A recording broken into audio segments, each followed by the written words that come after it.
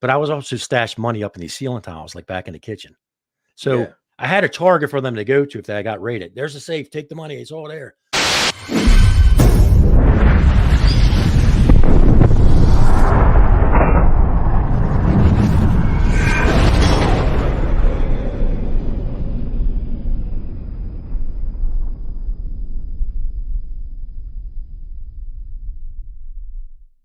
Welcome to this episode of Chatting with Staxx. I'm your host, Bill Staxx, and today I got this machine man, Paul. Oh, no, I never do that. Oh, you guys are good to me. Oh, no.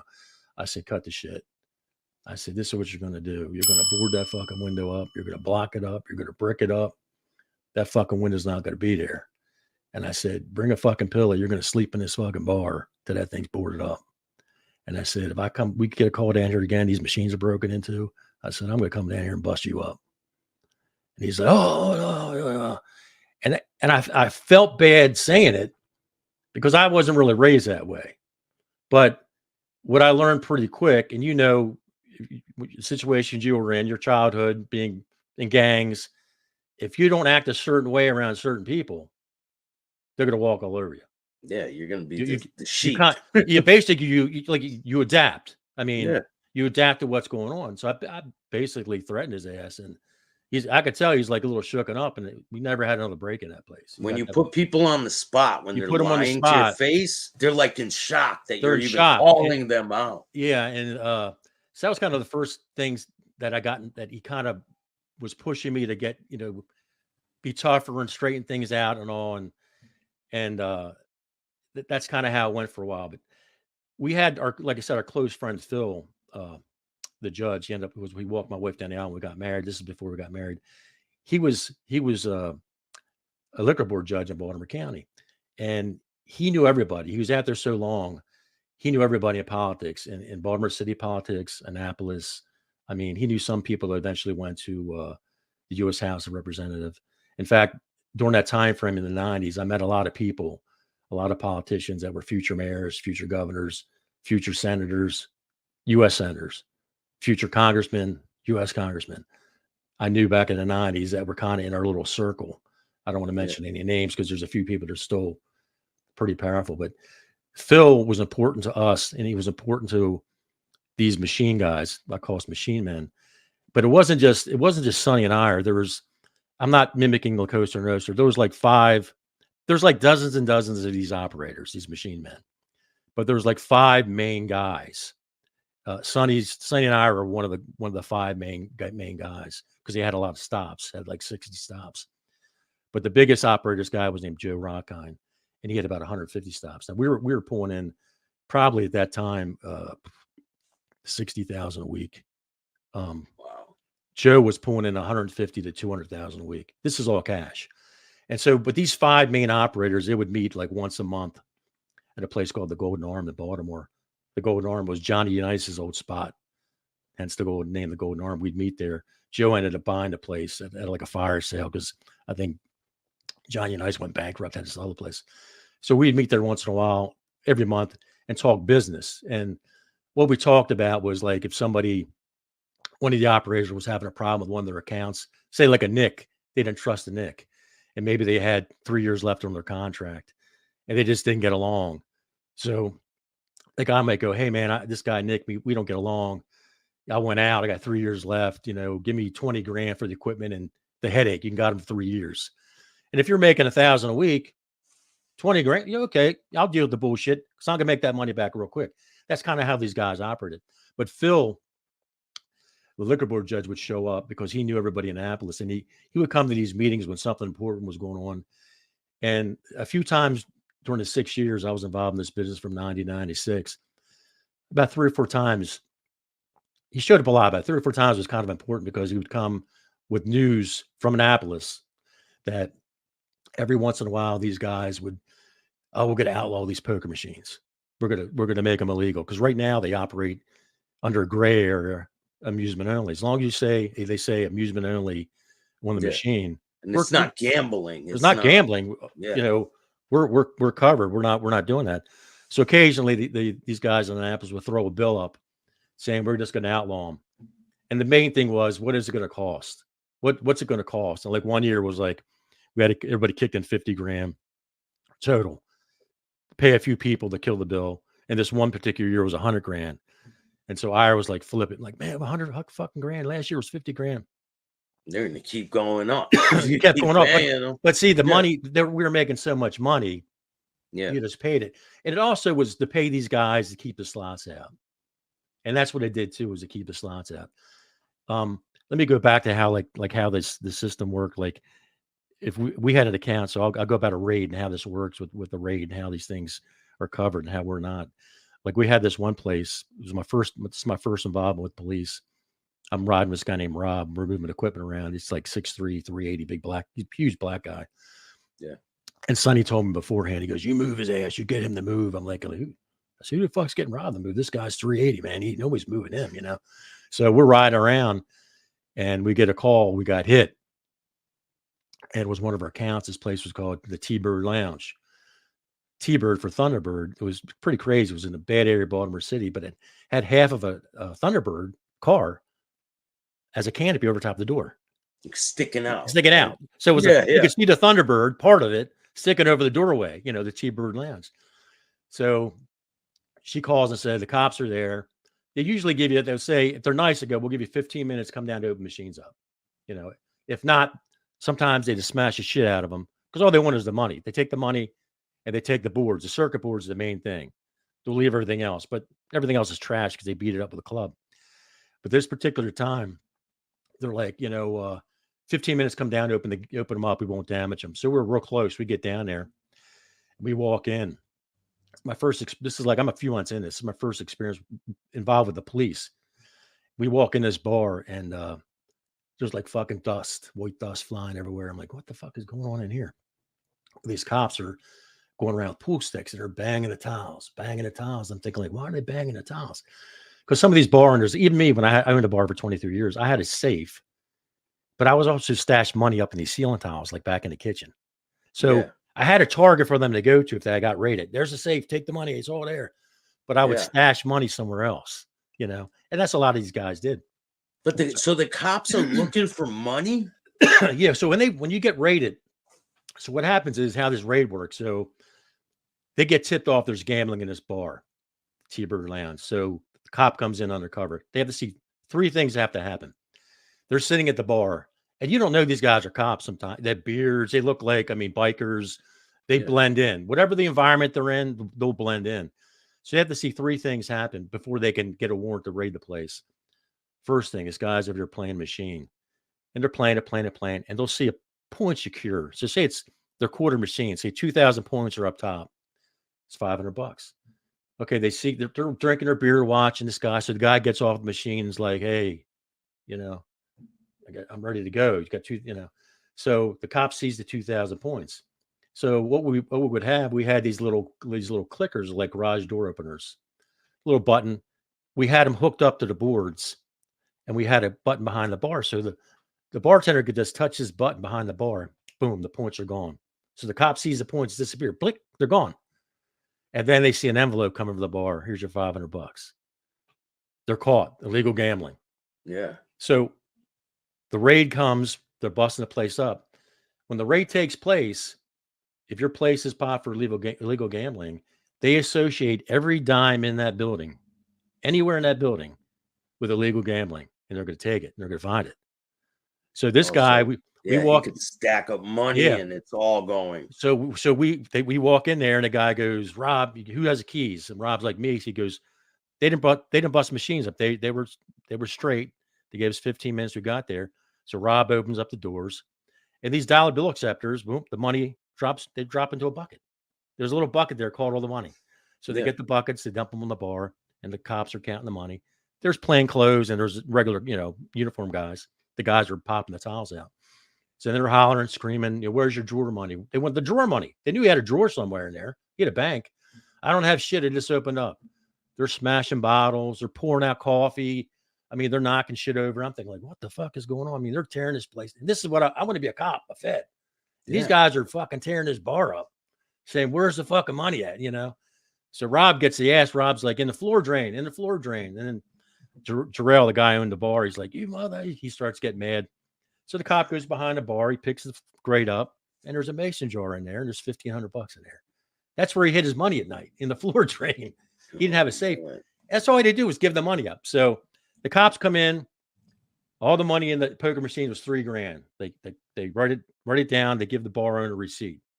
You know, they count the drawer money in the jar, $1,500. They give him a receipt. They take the boards. So me and Rob are like hanging around. I didn't know what the protocol was. Me and Rob are hanging around. All Rob told me was, don't say shit. Are you afraid that you're going to get arrested or anything? I didn't know what was going on. When we're pulling up there, Rob says, don't say shit. He goes, if you say anything, you just move equipment around. That's all you do. You don't say shit. Even if over the years when I knew stuff, I didn't know stuff. I always played dumb. So one of the cops pulls me aside and says, who are you? Like, I just work here. I just move equipment around. They hear that line all the time, on these raids. Give me your ID. I'm thinking, oh, fuck, there goes my police career. I'm 3 months in this vending business, He gets my ID. He's looking at it. He's like, what do you do for them? They're using these things for illegal gambling, racketeering, and all. I said, officer, I said, I just started working here, man. I don't know. I just move equipment around. He's like, you need to find a new fucking line of work. It's the cop telling me this. So I'm like, oh, okay, whatever. Just yes, sir, 3 bags full. Just trying to get out of the situation. So then they start talking to Rob and all. So Rob's just nodding his shoulders. I just move equipment around. We had a board and keys. They weren't getting shit out of us. So, all right, we're leaving. Rob's like, okay. And they're like, you staying? Rob just shrugged his shoulders. So they roll out. So once they roll out and they leave all the paperwork there, they're done. They can't come back in. They're done. So why we waited was Sonny was on the way down with 2 more boards because they took the boards out. So he comes down with 2 more boards. Boom, plug them in, turn them on. Boom, we're up and running. Let the games begin. We're back in business. So how the deal works with the money. So the bar owners, they took all the money. So Sonny sees the receipts that he left. Now who's being charged as a bar owner for illegal gambling. Yeah. So they didn't take him. They didn't take him away. No, they give him a paper saying you're going to be summoned to go to court for illegal gambling. Oh. So when Sonny comes in, he's bitching about, oh, this and that. So he looks at the receipts. He says, okay, they took $3,000 out of the poker machine. He gives him $1,500. That would have been his half. We make him whole. Okay, they took $1,500 from his bank, his personal bank for the business and all. 15, he's got his 3. He's whole now. So when Rob gave up the money in the drawer, Jarrell was pissed. But Rob said, look, man, they're smashing your place up. We're going to have to pay for that. So he was trying to save Sonny some money. So Sonny had to kick some money in because they were tearing the tiles up. They knocked some liquor over and all. So that's why Rob said, just give the fucking money up because you're going to be whole. Yeah, it's not worth $1,500. You smash up the whole bar. You're whole. And then here's the other thing. You get a business card. Here's your lawyer. We got your lawyer. He's going to send us the bill. You miss work. You got to close. Anything else comes up, it's all paid for. Nothing. They go to court. They get a smack on the wrist. Illegal gambling, misdemeanor. Hey, we didn't know what they're doing them. They just forfeit the money. Do they forfeit all the money? The money's gone. You rarely get the money back. But we make them whole. It's an unwritten rule. Like all the operators operate the same way. The good operators. I mean, if you call them good, I mean, because some of these guys weren't good. You make these guys whole because you want to keep these guys because they're basically in the trenches for you. They're taking the hits. So like initially in that business in the early 90s, but when I was getting ready to get out later on, they started coming after the operators because they figured we're just playing whack-a-mole with these bar owners, We need to get the operators for racketeering and all that. But that's how these deals work. Like when you got raided, that's kind of how raid worked. How often would these places be getting raided? We knew, we knew with Phil, and we knew police. I had friends who were police, and we knew a lot of politicians. And sometimes we would get a heads up, either from them or other accounts, because sometimes they work, and it's funny, they were stupid. I hate this. Not all cops are stupid. I have a lot of friends now who are that are cops that aren't stupid, but they would work in a cycle. Like they would say, if they would do raids, they would do like one area, like we'll say Fells Point. They would do all Fells Point. Like say there's like 20 bars in Fells Point. So maybe they got 7 of them. They would get all 7 of them that day. So once they hit the first one, somebody's on the phone calling all the other ones. Get all the money out of your joint. So they can't get your money in your car unless they have a search warrant for it. So like when I owned a bar for years, from 93 to 16, I had a bank. I had money hidden in the back, and I also kept a lot of money in my car, because unless they had a warrant for my car, they weren't getting in my car. They got whatever I had, whatever was in the bar. But that was a cost of doing business. So if you had these machines, occasionally you get popped. I managed, believe it or not, I'm knocking on wood, the 23 years that I had my bar, I got out of that business in 96. I never got popped. Has anybody ever robbed? So you say these main guys would collect the money. Has anyone that worked with them, like, I'm going to rob them? Has anyone done that? We had guys. I had a van stolen from me. I had the cigarette guy was on vacation. I had to run his route, and it was like at the end of the day, and we had probably 500 cartons of cigarettes, and then I had like over $10,000 in cash towards the end of the day, from hitting all the stops. And I went in this one stop. Now, mind you, it takes maybe 5 minutes to do a cigarette machine. Go in, you count it down, take the money, go back at the cigarettes, come back, put it in, go back. It's pretty. If you do it a lot, you can do it pretty quick. I went in this bar. It was like my last stop. Got the money out, counted it down, went back in the truck. We all right? Went back to the truck. Now, there's a padlock on the side door. You slid it open. There's a floor-mounted safe. You drop the money in, spin it, lock it back up. But to get into the car, the ignition to the car, we had a lock on the door, a bolt lock on the door. Get through that, open that up. I had a chain lock around the steering wheel, and then I had a kill switch. Within 5 minutes, I come out of that bar. I'm like, where the hell's my van at? That fast. That fast. They found it 8 hours later behind like an abandoned building. The hole cut in the floor, safe gone. Every cigarette match gone. And they were going around. They did that and repaired a few weeks. They hit like all the big operators. They got all their trucks, and they waited till like the end of the day, because it's easier to deal with the cash than it is to deal with cigarette stamps. Especially if you're trying to take them out of state. So that went on for a while. We I had my house. My house was attempted to break it into a couple times, and they knew my schedule. They never got in, but when the police came, I said, I think it was orchestrated. Oh, no, it had to be. I said, bullshit. People knew my schedule. So I had to be careful with what I did, where I was going. And you couldn't, for years, my son's 29. Yeah. When he worked at a bar with me, like even after I got out of that business, we always talk code in the business. Like we didn't talk about numbers or money or accounts, or we would say spot 1, spot 2, or stop on Tuesdays where we had breakfast, say at Belloc Diner. So we kind of talked in code, because we had radios, but we never knew if somebody was listening. But down the road, there were people listening, because that was one of the reasons that led me to getting out of this, because we had some issues with the police and the feds and all that. So as things start to progress, do you're still collecting the money from these? Is that to the extent? You said you started carrying a gun too, right? How I was introduced to a gun was Phil was, I missed that part of the story back there, but Phil, being he was a Baltimore County liquor board judge, they were the first people to know when a bar was up for sale. They had to get notified before anybody else, before any sticker was put on the window. So Phil would give us a call. He wouldn't talk on the phone. He would say, come see me. So Sonny would send me over, and he usually sent me over an envelope, because we knew Phil had some information, $500, $1,000, usually like $500 just to get information. But if something worked out, he'd get more money. So it started like every Thursday, if he had something going on, I'd have an envelope. I go over there, and Phil would say, like, because he never talked on the phone, hey, T. Apple Schmitz is coming up for sale. Just letting you know, there's no main operator, because the main operators, the main 5 guys that we dealt with, We didn't step on their toes. The other fuckers we didn't care about. We roll over them in a second.